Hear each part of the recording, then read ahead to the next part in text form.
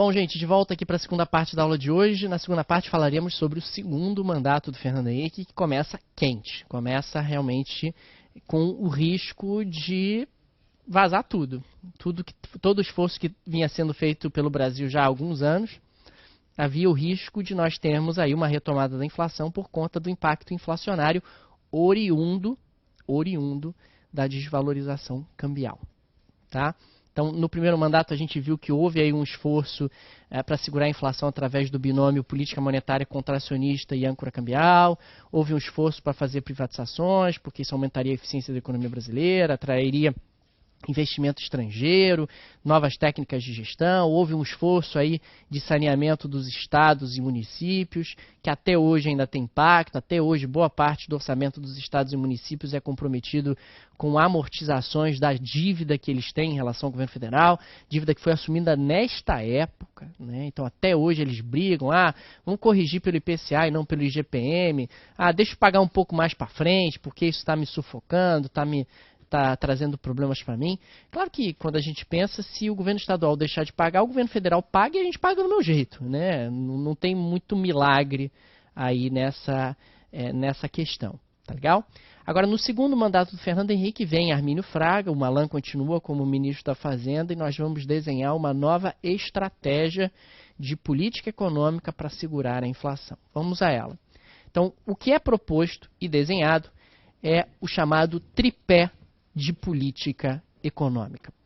O tripé de política econômica, a rigor, está em vigor até hoje. Claro que houve em alguns momentos, notadamente no governo Dilma, ele foi enfraquecido, mas durante o segundo mandato do Fernando Henrique e durante 90% do governo Lula, ele teve bastante controlado e bastante fiel. Então, nós vamos substituir, esse é o ponto de partida, a âncora cambial pela fiscal. Nós havíamos visto que a política fiscal estava frouxa. A política fiscal era, na realidade, resultado da necessidade de gastar mais ou menos com juros, da necessidade de comprar dólar, vender dólar, enfim. Você está falando de um ambiente onde realmente a política fiscal ela estava completamente subordinada ao binômio âncora cambial e política monetária. Agora isso vai mudar. Nós vamos abandonar o câmbio, vamos abandonar a âncora cambial, e a nossa nova âncora é a fiscal. É a política fiscal que vai segurar a inflação. Então nós desenharemos agora, e entrará em vigor no Brasil, o chamado tripé. Tripé de política econômica. É dessa maneira que nós vamos sair dessa crise. Primeiro, política monetária.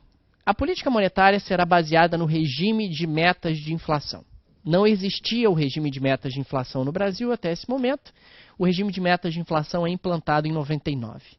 O regime de metas de inflação quer passar uma mensagem muito clara para as pessoas. O Banco Central não vai deixar a inflação escapar.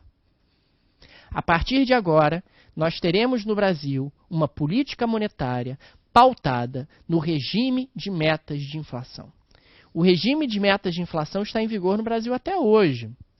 Dentro do regime de metas de inflação, regime de metas que é adotado em mais de 100 países, o regime de meta de inflação. Estados Unidos tem meta de inflação, Chile tem meta de inflação, México, Colômbia tem meta de inflação, Peru, Índia tem meta de inflação, Zona do Euro tem meta de inflação, Reino Unido e por aí vai. O regime de meta de inflação é um regime onde você estabelece uma meta, claro, e a política monetária vai sendo calibrada de tal maneira a segurar a demanda para que essa meta seja atingida. Atualmente no Brasil, a meta é de 4,5%. A referência é o IPCA, o Índice de Preços ao Consumidor Amplo, calculado pelo IBGE. O IPCA sempre foi a referência do regime de metas de inflação desde 99 até agora. Você estabelece, então, uma meta. Tem uma meta e a política monetária vai sendo calibrada de tal maneira a atingir a meta que foi estabelecida. Na época, a meta de inflação não era de 4,5%, a meta de inflação estava em 9%. Porque a gente estava com uma inflação bem mais alta, bem mais pressionada, e o histórico recente de inflação no Brasil era bem mais forte. De lá para cá, a meta de inflação foi sendo progressivamente reduzida, e hoje ela está em 4,5%, é a meta de inflação para 2017, e tudo indica que será a meta de inflação também para 2018. Para 2019, o Banco Central brasileiro já fala em reduzir a meta de inflação para algo em torno de 4%, ou talvez até um pouco menos. Mas isso seria apenas para 2019. Então, quando a gente está falando do regime de metas de inflação, o regime de metas de inflação quer passar uma mensagem clara.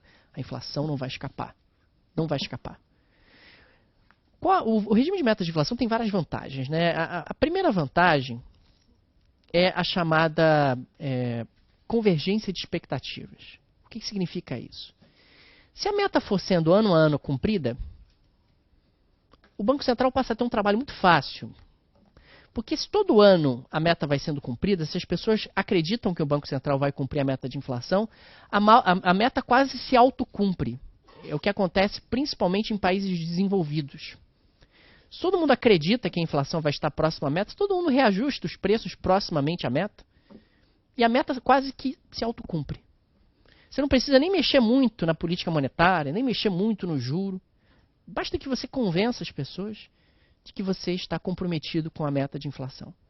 No atual momento, na gestão do Ilan, o Banco Central está com bastante credibilidade e nos últimos dias aconteceu uma coisa bem curiosa, até para ilustrar isso, porque começou a surgir um burburinho que o Banco Central ia reduzir a meta de inflação para 2018. E as expectativas de inflação para 2018 começaram a vir a patamares abaixo da meta. E aí o presidente do Banco Central, curiosamente, deu uma declaração, o Ilan, dizendo, não, nós não vamos reduzir a meta para 2018 porque já está muito em cima, talvez a gente reduza a meta para 2019. O que aconteceu com as expectativas de inflação para 2018? Subiram. Quer dizer, essa é uma grande vantagem do regime de metas de inflação. Se o Banco Central tiver credibilidade, se ele cumpre as metas com frequência e tal, vira um negócio fácil, digamos assim, ao longo do tempo. Ao longo do tempo. Não no primeiro momento, mas ao longo do tempo, se você vai construindo uma credibilidade bacana, se as pessoas confiam em você, se as pessoas acreditam que você realmente vai atingir a meta, não precisa nem fazer muito esforço, nem mexer muito na política monetária, porque a meta vai ser atingida, vai ser cumprida e pronto. Tá? Então essa é a primeira grande vantagem, chamada convergência de expectativas. A segunda grande vantagem é o compromisso formal com o combate à inflação. Você estabelece uma meta objetiva de inflação, e quando você estabelece uma meta objetiva, você cria um problema para você. Porque as pessoas vão infernizar o Banco Central se ele não cumprir a meta. No passado recente no Brasil, nós tivemos exemplo disso. O Banco Central foi criticado, esculhambado, pressionado por todos os lados porque não cumpriu a meta. Não cumpriu a meta em 2015, também em 2016 ficou com dificuldade. Então o Banco Central é pressionado, fortemente pressionado, e a ideia é essa mesmo. Quando você cria uma meta, você cria um mecanismo de pressão externa sobre o Banco Central. Porque uma coisa é você dizer genericamente que você está comprometido com o combate à inflação. O que é estar comprometido com o combate à inflação? Qualquer coisa. Né? É que nem você dizer, eu estou comprometido com a melhora da saúde pública. O que isso significa? Qualquer coisa. Ninguém está comprometido com a piora da saúde pública, ninguém está comprometido com o aumento da inflação. Né? Não existe o contrário. Mas quando você cria uma meta objetiva, aí legal, aí você já sabe o que significa estar comprometido com o combate à inflação. Significa não tolerar uma inflação muito diferente da meta que eu estou estabelecendo. E uma outra grande vantagem é que a política monetária se torna muito previsível. Talvez você já tenha reparado isso. Sempre que acontece uma reunião do Copom, todo mundo já mais ou menos sabe o que vai acontecer. Quanto o juro vai cair, vai subir, todo mundo já sabe mais ou menos o que vai acontecer, porque a política é muito transparente no regime de meta de inflação. É simples. A inflação está escapando da meta, o juro vai subir. A inflação está abaixo da meta, o juro vai cair. É simples, não tem muito mistério. Inclusive é um modelo matemático que o próprio Banco Central utiliza para embasar um pouco as suas decisões. Existe ali alguma margem de atuação, mas existe ali uma matemática envolvida, um cálculo de quanto eu preciso aumentar a taxa de juros para que a inflação caia para aquele novo patamar e tal. Então não tem muita surpresa. Convergência de expectativas, compromisso formal com o combate à inflação, previsibilidade de política monetária, seriam vantagens do regime de metas de inflação que está sendo instalado no Brasil nesse momento, regime de metas de inflação que está em vigor até hoje. Você estabelece uma meta, e essa meta é estabelecida pelo Conselho Monetário Nacional, e uma vez estabelecida a meta, o Banco Central vai balizando a política monetária de tal maneira a atingir a meta que foi estabelecida. A inflação escapou da meta? Política monetária contracionista para a inflação descer de volta para a meta. A inflação está abaixo da meta? Pode fazer uma política mais expansionista, pode reduzir juros, pode soltar um pouco a demanda, porque não há risco de descumprimento da meta de inflação. É bem simples. Então, a implementação do regime de meta de inflação inicia-se aqui, e eu estou passando uma mensagem clara. O câmbio desvalorizou? Desvalorizou, mas a inflação não volta. Eu tenho uma meta, eu vou cumprir a meta, eu vou segurar a inflação de qualquer jeito. Segundo ponto, regime de metas de superávit primário. O Brasil passa a ter, como nós vimos, uma meta fiscal. A âncora fiscal, regime de metas de superávit primário. Meta de superávit primário é um resultado primário positivo. O resultado primário, ele exclui os gastos com juros. Superávit primário é um resultado primário positivo. Resultado primário é um resultado preliminar, é um resultado inicial. Portanto, o resultado primário é um resultado que não leva em consideração os gastos com juros. Não leva em consideração os gastos com juros. Por quê? Você pode achar estranho. Como assim não tem? Eu não posso levar em consideração os gastos com juros? Pelo seguinte, o governo considerava que nós estamos estabelecendo um regime de metas de inflação. Qual é a principal arma para atingir a meta de inflação? Juro. Então, eu posso ter limite para gastar com juro? Não, porque se eu tiver limite para gastar com juro, eu não consigo cumprir a meta de inflação. Ou, eventualmente, eu não vou conseguir cumprir a meta de inflação, vou ter problemas para cumprir a meta de inflação. Então, eu tenho limite para gastar com tudo, menos com juros, porque juros são necessários para cumprir a outra meta, a meta de inflação. Então, uma política monetária contracionista, eventualmente, poderia inviabilizar o cumprimento de um limite para gastar com juros. Então, não tem limite para gastar com juros. Eu tenho uma meta de superávit primário, eu tenho uma meta de resultado primário positivo. Tá? Qual é a meta de superávit primário para o Brasil em 2017? Menos 150 bilhões de reais. Então, nesse ano, a gente está com déficit primário. Aliás, nós estamos com déficit primário desde 2014. O Brasil vai ter superávites primários ininterruptamente até 2014. De 2014 para cá, nós temos tido déficit primário atrás de déficit primário. Tá? E aí, claro que é um dos elementos de pressão e de insegurança do ponto de vista fiscal.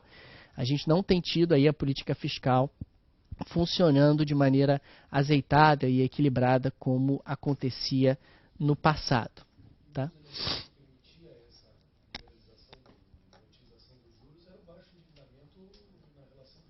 O que permitia, desculpa, não entendi. A baixa relação do endividamento com o PIB permitia também esse uso maior da utilização dos juros. Sim, a baixa relação de dívida-PIB que você está colocando permitia que você não pagasse juros tão altos. Sim, acaba tendo uma relação. Acaba tendo uma relação porque, na prática, quanto mais endividado é o país, mais arriscado e, consequentemente, juros mais altos ele acaba pagando.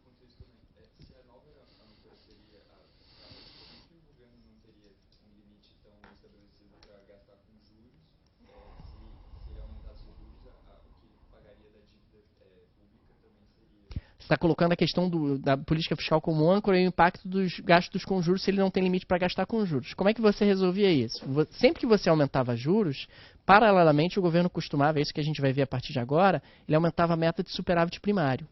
Ele não tinha uma meta formal de limite para gastar com juros, mas na prática ele levava isso em consideração.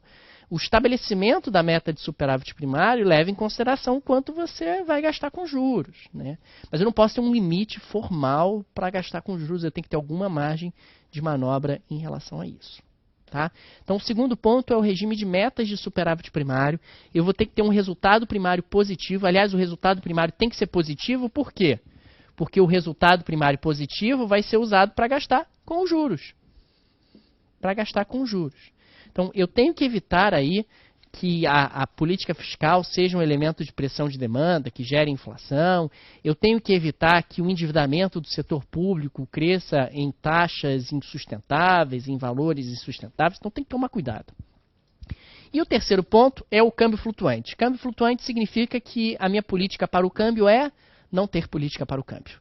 Né? Deixa o câmbio flutuar, porque eu não tenho mais nenhum tipo de tentativa ou objetivo de segurar a taxa de câmbio. Tá legal, gente? Diga. o regime de metas de superávit primário? Bom, antes você tinha uma política fiscal completamente desregrada. Você gastava quanto necessário fosse por conta justamente de estarem amarradas as políticas cambial e monetária. Agora você vai amarrar a política fiscal. Ou seja, você vai ter controle sobre o gasto público para evitar que o gasto público pressione a inflação. É isso. Você vai ter limites para o gasto público com o objetivo de evitar que esse gasto público pressione a inflação. Tá legal, gente? Então, diga. O abandono de qualquer ideia keynesiana de gastar para estimular a economia? Sem dúvida. Sem dúvida. Aqui a ideia é que não é o gasto público que vai gerar crescimento econômico, e sim um ambiente de estabilidade, um ambiente realmente propício à geração de novos negócios e tal. Tá? Então tá aqui, gente. Esse é o nosso tripé. Regime de metas de inflação, regime de metas de superávit primário e câmbio flutuante. Então, o regime de metas de inflação é a nossa política monetária. O regime de metas de superávit primário é a nossa política fiscal. E o câmbio flutuante é a nossa política cambial, que é não ter política cambial. A partir de agora, nós vamos falar muito sobre esses três elementos, porque eles vão estar presentes na economia brasileira até hoje. Até hoje. Metas de inflação, regime de metas de superávit primário, câmbio flutuante, todos esses elementos estarão presentes até hoje para que nós possamos discuti-los e avaliar como é que estarão o cumprimento desses três pilares da política econômica. Os pilares da política econômica de lá para cá não mudaram? Não. Você pode dizer que em alguns momentos esses pilares não foram foram mais ou menos respeitados. Mas, a rigor, formalmente, nós nunca deixamos de ter meta de inflação de lá para cá, nem meta de superávit primário, nem o câmbio deixou de ser flutuante. Formalmente falando, embora tenha algumas limitações em relação a isso, como a gente vai estudar. Falando então agora do governo Fernando Henrique propriamente dito, vamos aqui ano a ano. 1999. 1999 é o ano do choque. É o ano que o negócio desandou de vez. E aí vai ser desenhado o tripé. Metas de inflação, metas de superávit primário e câmbio flutuante. Diante disso, o que faz o governo? Coloca a Selic lá em cima para segurar justamente a inflação e coloca também as metas de superávit primário lá em cima, cortando na prática gasto. Cuidado, gente. Metas de superávit primário lá em cima significa menos gasto, tá? Menos gasto do governo. Política fiscal contracionista. Você tem metas de economia maiores. Metas de economia maiores. Então você vai gastar menos, ok? Então essa é a maneira com a qual o governo vai enfrentar o choque inflacionário de 99. Política monetária fortemente contracionista e política fiscal fortemente contracionista. Isso vai ter impactos negativos sobre o crescimento econômico, é verdade. O Brasil não chega a ter recessão em 99, mas tem um crescimento baixo. Um crescimento baixo em 1999 e ao longo do ano, principalmente no segundo semestre, a inflação vai dando sinais de que começa a ceder. A inflação no Brasil começa a ceder a partir do segundo semestre de 1999. Diga. Antes do choque, o crescimento do PIB estava entre 1% e 2%. E depois do PIB chegou a meio, dependendo do recorte que você faça. Durante o governo do Fernando Henrique, o crescimento é sempre fraco, mas nunca é zero ou negativo. Né? Então, o governo do Fernando Henrique tem essa característica, um crescimento leve, constante, mas não chega a ter um crescimento nem muito bom, nem recessão, tá? Durante o governo dele. Então, falando aqui do ano de 99, ao longo do ano as coisas começam a se acalmar, o dólar começa a recuar de novo, conforme a economia brasileira restabelece algum tipo de normalidade, a inflação começa a ceder, os resultados fiscais do governo começam a melhorar dentro de um processo gradativo, a estratégia ao que ela se propõe a fazer, que é evitar a volta da inflação, dá certo. Realmente dá certo no ano de 1999. Já no final de 99, começa a surgir espaço para reduzir a taxa de juros, justamente porque o risco de explosão inflacionária estava afastado. Então, no ano 2000, a gente vai ter um ano um pouco mais tranquilo, né? Vai ter um ano um pouco mais tranquilo. O que, tratando-se aqui desse período, é algo raro, né? 95 foi a crise do México, 96 foi um ano tranquilo, 97 foi a crise da Ásia, 98 foi a crise da Rússia, 99 foi a crise do próprio Brasil, e 2000 é um ano relativamente tranquilo, então abre-se espaço para uma redução da Selic. Essa redução da Selic acaba impulsionando uma leve recuperação do crescimento brasileiro. O crescimento brasileiro acaba ficando um pouco mais forte, tá? Então o ano 2000 acaba sendo um ano onde as coisas melhoram. E aí vem 2001 e o caos se instala de novo, né? É um período realmente muito confuso esse, porque toda hora aparece alguma coisa pelo caminho. O ano de 2001 é muito problemático porque aparecem no Brasil não uma, não duas, mas 3 crises. São elas: a crise energética, o apagão elétrico, tá? Então a primeira é o apagão elétrico. A segunda são os atentados de 11 de setembro. E a terceira, já no final do ano, quando parecia que não nada mais podia dar errado, a Argentina quebra. Aí sim, a Argentina quebra. A Argentina, que é o nosso terceiro principal parceiro comercial, perde apenas para os Estados Unidos e para a China e para os Estados Unidos, respectivamente. Então vamos por partes. Apagão elétrico.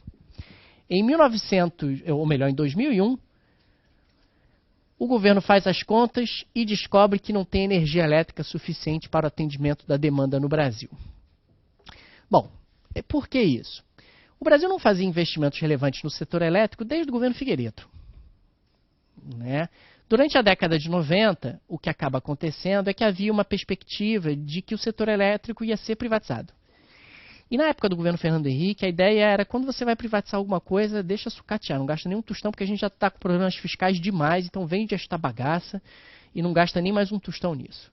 Então o setor elétrico não recebeu investimentos nos anos 90, e ao não receber investimentos nos anos 90, e as privatizações no setor elétrico também não aconteceram, quem fez o investimento? Ninguém. Então a demanda por energia elétrica no Brasil vai crescendo gradativamente, e a oferta não acompanha. Para piorar, o ano de 2001 é um ano onde tem seca. Exatamente. O Brasil tem um sistema de eletricidade muitíssimo dependente das hidrelétricas, e se não tem água nas hidrelétricas, não tem como fazer eletricidade. Também tem este problema, né? Então, na época se dizia, a culpa é da chuva. Em parte é, né? E esse argumento no Brasil volta e meia reaparece. Não é só isso, mas vocês já devem ter ouvido esse argumento, inclusive, mais recentemente, de novo. Porque não choveu, então não tem como fazer energia elétrica. Ok, né? Então vamos pensar em alternativas. O que acaba acontecendo é que é decretado um racionamento de energia elétrica. As pessoas não podiam consumir mais energia elétrica do que haviam consumido no ano anterior e tal, senão eram multadas, enfim. Cria-se um mecanismo como esse. Paralelamente, o governo faz a toque de caixa investimentos em termoelétricas, porque termoelétricas não precisariam e não ficariam suscetíveis a chuvas, além do fato de que termoelétricas são construídas muito mais rapidamente do que as hidroelétricas. Até hoje, a nossa conta de luz ela vai para a bandeira vermelha quando o governo é obrigado a ligar essas termoelétricas, que foram construídas na época do apagão. Por quê? Porque a geração de energia elétrica em termoelétrica é muito mais caro do que hidrelétrica. Então, quando não chove direito nos reservatórios, quando a geração de energia elétrica das hidrelétricas é insuficiente, o operador nacional do sistema manda ligar as termoelétricas. No que manda ligar as termoelétricas, o custo de geração de energia elétrica aumenta e isso é repassado para o consumidor. Quando a coisa calma, os reservatórios estão cheios, pode desligar as termoelétricas, o custo baixa, vem para a bandeira amarela, vem para a bandeira verde e tal. Reflexo justamente de uma estratégia que foi desenhada mais ou menos aqui. Tá? Qual o impacto disso sobre a economia? Bom, o impacto é monstro, né? Porque o setor industrial brasileiro, desde do primeiro choque do petróleo, passou a ser majoritariamente movido a eletricidade. né? Então, como é que a produção industrial vai crescer em um ambiente que não tem energia elétrica? Não vai. E ainda tem um impacto sobre a inflação forte, oriundo do fato de que a energia elétrica vai ser reajustada uma enormidade justamente para desestimular o consumo e evitar desabastecimento. Então, esse é o primeiro lado. O apagão elétrico vai ter um impacto negativo sobre o crescimento e vai ter um impacto forte sobre inflação. Bom, já era ruim o suficiente, mas vai piorar. Em 11 de setembro de 2001, todo mundo lembra, acontecem atentados terroristas na cidade de Nova York. E daí, o que nós temos a ver com isso? Tudo. Com atentados terroristas dessa magnitude, de forma absolutamente imprevista, cria-se um ambiente de incerteza enorme. Não só nos Estados Unidos, como no mundo. Em um ambiente de incerteza e de insegurança, o que fazem as pessoas? Compram dólares, tiram dinheiro de lugares inseguros, como o Brasil. Então, o que acontece com o preço do dólar? Começa a subir.